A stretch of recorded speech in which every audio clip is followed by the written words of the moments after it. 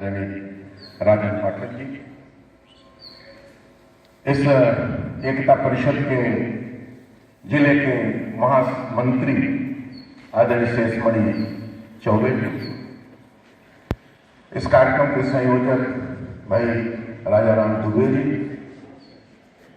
थोड़ी सी मुझे असुविधा हो गई है बिल्कुल किनारे आदरणीय पंडित हिमांशु द्विवेदी जी, आज के कार्यक्रम के संचालन कर रहे जिले के ही प्रख्यात चिकित्सक डॉक्टर एस.एन. पाठक जी, यहाँ पर उपस्थित हम सबके परम श्रद्धेय आदरणीय सुरेश चंद्र पांडे जी,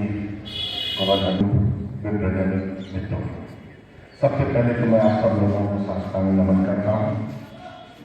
आज मित्रों बहुत अच्छा संयोग है कि आज हिंदुस्तान की दो विभूतियां, दोनों के कालखंड अलग रहे, दोनों हिंदुस्तान की राजनीति की बहुत चर्चित चेहरे, दोनों ही हिंदुस्तान की सामाजिक क्षेत्र के चर्चित चेहरे, दोनों ही हिंदुस्तान के सांस्कृतिक क्षेत्र के चर्चित चेहरे हैं। श्रद्धेय महामना मदन मोहन मालवीय को महान विभूतियों को साष्टांग नमन करता हूं और उनकी अपनी तरफ से हार्दिक श्रद्धांजलि अर्पित करता हूं। मित्रों, एक तिथि कैसी विडंबना होती है।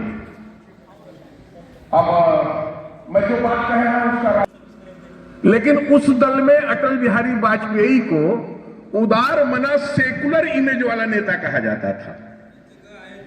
कांग्रेस जो कथित रूप से धर्मनिरपेक्ष दल, सेकुलर दल कहा जाता था, और उस कांग्रेस के अंदर पंडित मदन मोहन मालवीय जी कम्युनल नेता कहे जाते थे, क्योंकि ये दोनों ही कट्टर सनातनी हिंदू थे, रत्ती भर भी समझौता करने को तैयार नहीं थे मालवीय जी और अटल जी भी।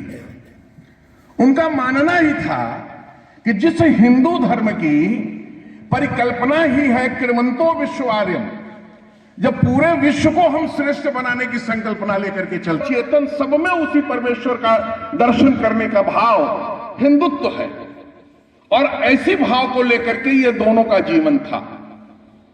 और एक का जीवन राजनीति से शुरू होकर के शैक्षणिक क्षेत्र में जाकर के समाप्त होता है, और दूसरे का जीवन एक कवि के रूप में, साहित्य के रूप में शुरू होकर के राजनीति के रूप में जाकर के पूर्णाहुति होती है। और दोनों को भारत रत्न एक ही तारीख को, एक ही दिन मरणोपरांत दिया गया। ये दोनों महान विभूतियां निश्चित रूप से हमारे लिए हमारी विरासत हैं, और इनको सजो करके रखना हमारे देशवासियों का कर्तव्य बनता है।